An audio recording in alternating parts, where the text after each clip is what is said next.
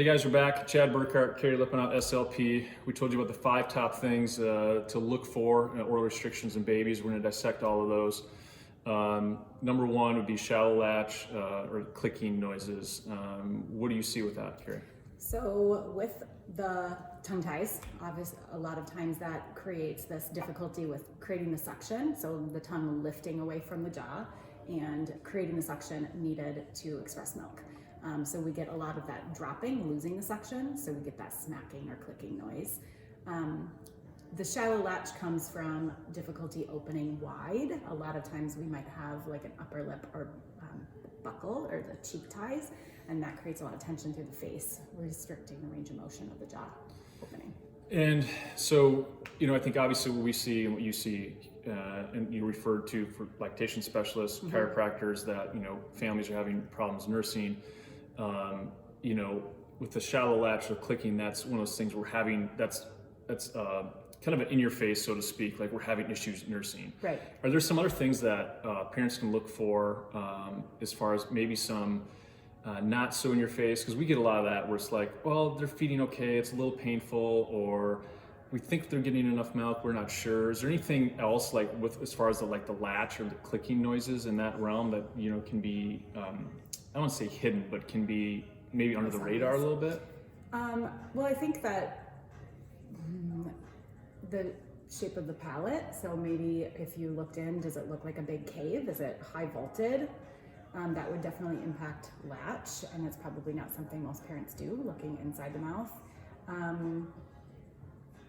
How about things like spitting up and a lot of gas or fussiness? Which is our next one, Vomit, right? yep. The next most common thing is the spit up, and I think it and all these things we're talking about, right, Carrie? There can be multiple things at play here, Yes. And as a chiropractor, we look through a different, lens, and there's probably some of that nervous system things. And Yes. looking through the oral, you're constantly, looking at the function of the oral cavity and the muscles and all those things. It can be definitely that. But I think the spit up and vomit, I think, gets blamed on reflux a lot and other things. But kind of tell us more about how that plays into oral restrictions and airway. Yeah, so like I was talking about before, how the tongue drops away from breast or nipple, whether it's bottle or breast, but the tongue drops away, losing the suction and the negative pressure. So baby ends up swallowing air, and it's called aerophagia. So actually it's not reflux, and this has been proven in recent research studies, it's actually not reflux. It's actually just a lot of air swallowing, creating bubbles in our stomach and needing to get out. Yeah. And their distance from here and the way that they're Yes. just designed at that age, it's not and we're done. It comes up, right? Right. And so then we have, that's a lot of stress for, I think, the moms that they're trying so hard to nurse, and they're pumping and doing all these things, and then they feed baby, and they feel like they spit everything up again. Yes. Well, and I think a lot of things, kind of piggybacking on that, I think a lot of moms think that, or even the medical world in general, thinks that it's not a tongue tie if baby's gaining weight, or if baby can stick tongue out past their lip. And those are partially true, but a lot of babies really ride on mom's heavy letdown and can gain weight beautifully. I've seen most of my babies actually that I work with have great weight gain. And that's something too where it's maybe not an issue right away. Right. And that these are why we're making this video, is maybe the signs and symptoms to look for, like, hey, is this a thing? Is it not a thing? And then to reach out to you and to say, okay, let's get this evaluated. Right. All right. And so we talked about the kind of shallow latch, the spit up, the vomiting. Another thing that we see a lot is open mouth posture. Just when baby's at rest with their mouth open. Tell us kind of how that interplays with the tongue and the airway and all those things. Yeah. So our tongue, from birth on, should be resting up on the top of our mouth instead of on the bottom. So when we have it up on the top, there is a negative pressure that's created to help maintain that closed mouth posture and nasal breathing. That pressure of the tongue facilitates the growth of the upper jaw, and then followed by the lower jaw. So that creates the airway through the nose and behind the mouth, creating a bigger nasal passage and airway for better breathing. When the tongue is restricted, for instance, with a tongue tie, it doesn't want to go up there because it's hard to maintain that upward posture. So it falls down, and then we get kind of this longer growth of the face. Is there anything can we have an open, this is maybe a tough question for you, but can we have an open mouth, but that tongue still is there a way to check that? Like, if you have a baby that has an open mouth, can we still get that seal with the tongue and the roof of the mouth, or not necessarily? Not in an ideal way. Okay. Your tongue can kind of hump up in the back and close off the mouth for breathing, but it's challenging, and I would argue with a posterior tongue tie, the back part of the tongue being restricted from elevation, it's not going to do that easily. Okay, that makes sense. Yeah. Torticollis. Yeah.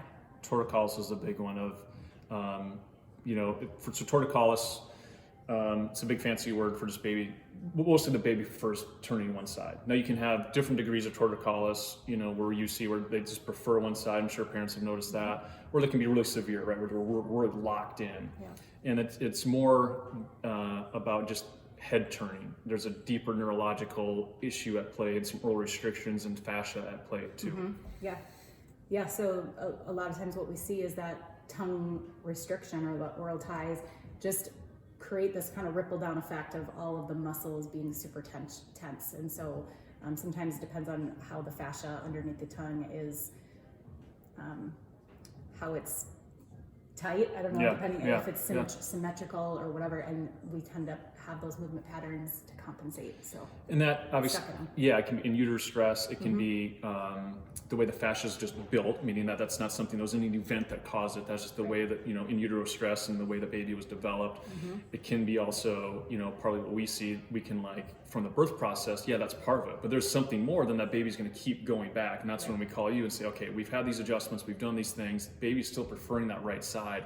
I feel like we're good, body-wise. Is there something else deeper? And that plays in a lot of plagiocephaly that we see, kind of flat head, where there's that torque, but it's coming from, back in that oral restriction.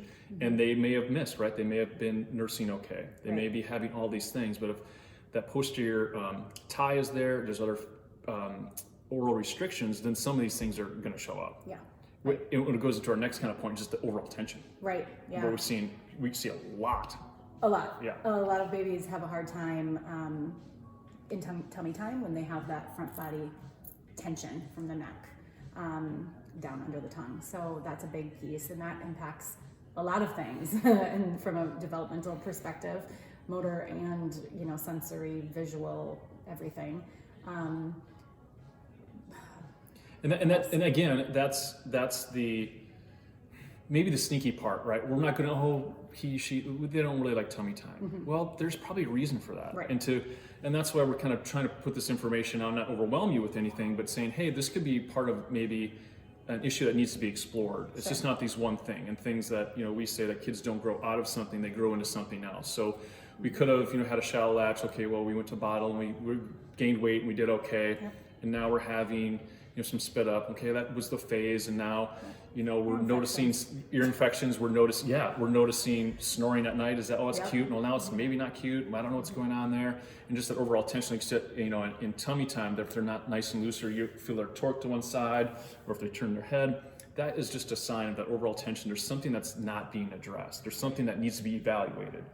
And that's where you come in. That's where we come in, is try to work together and see, like, okay, there's always a component of nervous system things going on. There's an oral restriction thing, unfortunately, that we're seeing with a lot of kids, and I think it's a lot of in utero stress, and the way that baby's developed, and we're here, right? We're in protection mode in utero, and so that midline fascia it's here. It's not nice open, and that's why tummy time is so important. But if we don't feel comfortable doing this, we don't feel comfortable opening up, then there's lots of things that you can do and evaluate and give parents exercises, and if we need to refer to a dentist, if we need to have a release, if we need to do these things, we can.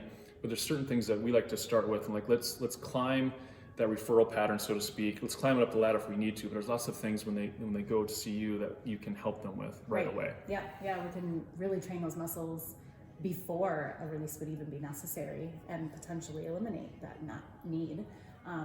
That's always the hope. But yeah, I would say getting an evaluation will help identify what can we do to try to change the trajectory of baby's development. Yeah, and I think that's a great point. We'll end on that, is that, I think, there's lots of other things involved by just, getting a release, or that can be part of it, yes. But there's so many other things that can be involved. We want to let kind of the dust settle and give the baby a chance to kind of come in his own body, his or her own body, and then figure out if that's the thing that we need. So if there's any questions, comments, please drop them below. Reach out. Again, we'll have all of Carrie's information. We'll have our information. Message us. Continue the conversation. I think, this is kind of the tip of, just a small snippet of, there's lots of details and nuances to a lot of these things, but I think just giving you a broad area of kind of what to look for and maybe to investigate further. So reach out to Carrie, reach out to ourselves. We'll make sure that, you're well informed and that you get good information.